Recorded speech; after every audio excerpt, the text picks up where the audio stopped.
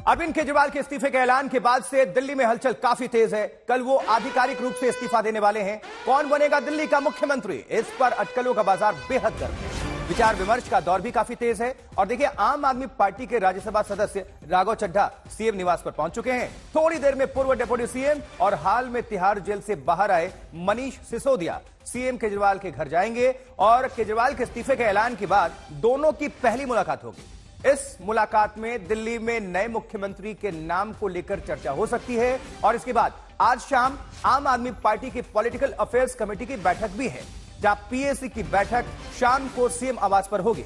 अरविंद केजरीवाल के इस्तीफे के ऐलान के बाद पीएसी की यह पहली बैठक, और इस बैठक में दिल्ली के नए मुख्यमंत्री के नाम पर चर्चा संभव। तो दिल्ली में नए सीएम को लेकर सियासी हलचल काफी तेज है। आपको बता दें, केजरीवाल के घर पर पहुंच चुके हैं राघव चड्ढा और हमारे साथ हमारे दो संवाददाता जुड़ चुके हैं, पंकज जैन और कुमार कुणाल। पंकज, आप की मौजूदगी इस वक्त सीएम आवास पर है, क्या हलचल है, कौन कौन पहुंचा हुआ है, कौन पहुंचने वाला है, और बैठक का एजेंडा, जाहिर सी बात है कि कौन होगा दिल्ली का अगला मुख्यमंत्री?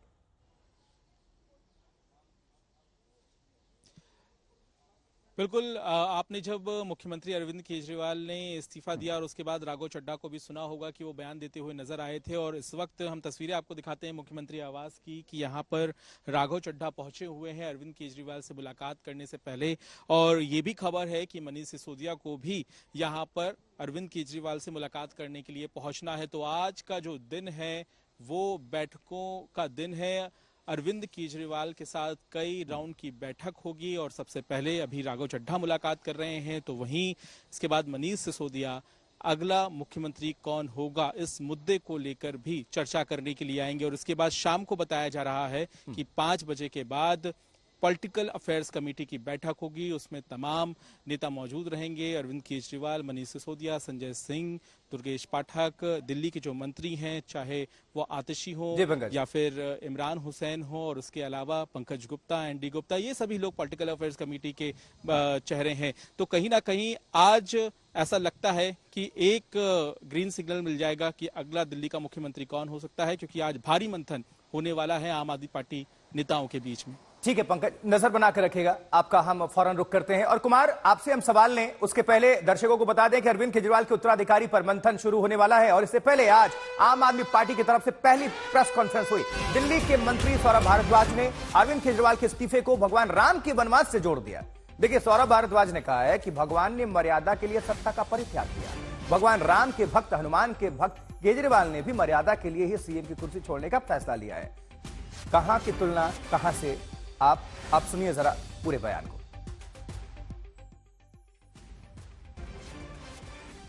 कुछ लोग तो ये कह रहे हैं कि सर, सतयुग में सुना था भगवान राम ने परिस्थितियोंवश राजगद्दी का त्याग किया था और 14 साल के वनवास पे चले गए थे। अयोध्या की सारी जनता रो रही थी, बिलख रही थी कि राम आप मत जाइए, आप इस सिंहासन पे बैठिए। मगर मर्यादा के कारण, परिस्थितियों के कारण राम उस सिंहासन को छोड़ के चले गए और 14 साल के वनवास पे रहे। और उनके पीछे जिसको वो सिंहासन मिला, भरत उनके भाई, वो भी उनके खड़ाव रख के इंतजार करते रहे कि राम वापस आएंगे तो अपना जो है काम संभालेंगे। अरविंद केजरीवाल राम नहीं है, राम तो भगवान थे। भगवान राम के भक्त हनुमान और हनुमान के भक्त अरविंद केजरीवाल जी हैं। वो तो राम से तुलना नहीं की जा सकती। मगर जिस मर्यादा के नाम पे सतयुग में भगवान राम ने अपना सिंहासन छोड़ा था, आज ऐसा उदाहरण दिख रहा है कि एक मर्यादा के नाम पे, एक नैतिकता के नाम पे, एक जनता के हाथ में अपनी पूरी की पूरी बागडोर देने के नाम पे अरविंद केजरीवाल ने इस्तीफा दिया है। तो दिल्ली के मंत्री इस सवाल का भी जवाब दे रहे हैं कि अरविंद केजरीवाल ने जेल जाने पर इस्तीफा क्यों नहीं दिया। उन्होंने कहा है कि जेल से इस्तीफे से यह संदेश जाता कि भारतीय जनता पार्टी के दबाव में इस्तीफा दिया, लेकिन अब इस्तीफे से साफ हो गया है कि केजरीवाल ने अपनी मर्जी से इस्तीफा दिया है। एक आदमी वहां पे बैठा था, वो बोला, सर मुख्यमंत्री जी ने बहुत अच्छा किया कि जेल में रह के रिजाइन नहीं किया। अगर जेल में रह के रिजाइन करते तो भारतीय जनता पार्टी कहती कि हमारे दबाव में रिजाइन करना पड़ गया। मुख्यमंत्री जेल से बाहर आए और खुद अपनी मर्जी से रिजाइन किया। ये मुख्यमंत्री जी ने बहुत बड़ा काम किया। कुमार कुणाल हमारे संवाददाता जुड़े हुए हैं, कुमार का रुख करेंगे। कुमार, कभी भगत सिंह से तुलना, कभी भगवान राम का जिक्र करना, वहां भी सत्ता को लेकर तुलना, तो क्या भगवान राम कैसे बेड़ा पार लगाएंगे? क्या कितनी मुश्किलें बढ़ती हुई आपको नजर आ रही हैं? एक सवाल। दूसरा ये कि जो रेस बताया जा रहा है, जो दावेदार बताए जा रहे हैं, वो कौन कौन से नाम है और प्रमुख नाम सबसे ऊपर कौन सा आ रहा है इस वक्त? देखिए, बात भगवान राम की हुई है तो हम रामचरितमानस में तुलसीदास जी कहते हैं कि होई है वही जो राम रचि राखा। तो बात वही है कि अब राम से तुलना अगर की जा रही अरविंद केजरीवाल की, तो मुख्यमंत्री भी वही बनेगा जो राम चाहेंगे। यानी जो तुलना किया जा रहा है, जो बिंब खींचा जा रहा है रामचरितमानस से, जो तुलसीदास जी ने किया था, तो वहां से बिंब खींच करके ला रहे हैं और चरण पादुका की बात कर रहे हैं। खुद सौरभ भारद्वाज की खड़ाऊ रख करके शासन चलेगा।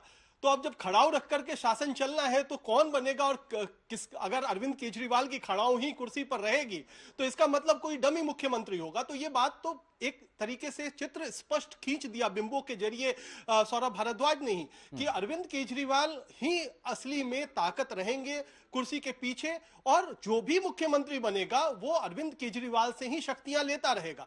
तो ये भी बात बहुत महत्वपूर्ण है। और जहां तक उन्होंने ये भी जवाब दिया कि मुख्यमंत्री पद से उन्होंने इस्तीफा क्यों नहीं दिया जब वो जेल में थे, तो बात केवल बीजेपी के दबाव की नहीं है। अगर वहां से इस्तीफा दे दिया जाता तो जैसा हेमंत सोरेन के साथ हुआ झारखंड में कि चंपई सोरेन मुख्यमंत्री बनाए गए और वो फिर बीजेपी में चले गए, तो ये भी हो सकता था कि सत्ता का एक समानांतर मतलब सबक लिया है आम आदमी पार्टी ने, अरविंद केजरीवाल और पार्टी में टूट की भी। बिल्कुल बिल्कुल। और इसीलिए अभी ये कुछ नहीं कहा जा सकता है कि कौन बनेगा मुख्यमंत्री, क्योंकि सब कुछ तय है। जैसा मैंने शुरू में कहा कि वही होगा जो अरविंद केजरीवाल चाहेंगे। तो अरविंद केजरीवाल ने शायद मन में रखा हुआ है। आज जो पॉलिटिकल अफेयर्स कमेटी की मीटिंग है या उसके बाद जो विधायक दल की बैठक होगी नए नेता को चुनने को लेकर के, वो तमाम औपचारिकताएं ज्यादा लगती हैं। जो भी होगा वो कुछ दिनों के लिए होगा, बड़ी घोषणाएं करने के लिए होगा। मुख्यमंत्री अरविंद केजरीवाल जेल से बाहर निकल करके भी पूरी तरीके से मुख्यमंत्री के ताकतों का इस्तेमाल नहीं कर सकते थे, क्योंकि पाबंदियां लगी हुई थी उनके फाइल पर दस्तखत करने को लेकर और साथ ही साथ दफ्तर जाने को लेकर के। इसीलिए एक दूसरे मुख्यमंत्री के नाम से बड़ी घोषणाएं हो सकती हैं। जो देखिए, इसीलिए मैं कह रहा हूं कि नाम सीएम का कोई बहुत महत्वपूर्ण नहीं है, क्योंकि अब अरविंद केजरीवाल बाहर हैं, सत्ता अरविंद केजरीवाल के जरिए चलेगी।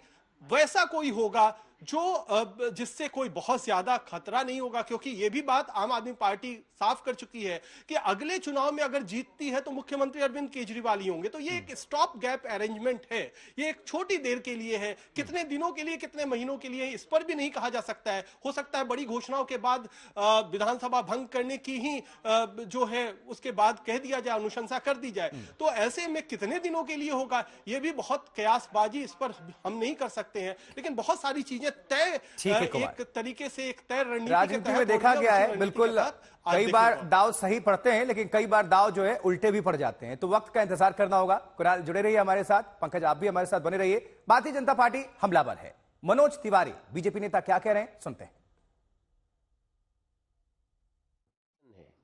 जो काम है तो इस देश में ये मरमरिंग शुरू हो गई है कि क्या राहुल गांधी सच में देश के प्रति ईमानदार हैं, क्या देश का भला चाहते हैं। मुझे लगता है कि ये बातें उठ रही हैं, सुनने में तो बहुत अच्छा नहीं लगता है, लेकिन राहुल गांधी जी का जितना देश के बाहर जाके देश को बदनाम करना, तो ये भी एक प्रकार का वैचारिक आतंकवाद होता है। तो ये धीरे धीरे बात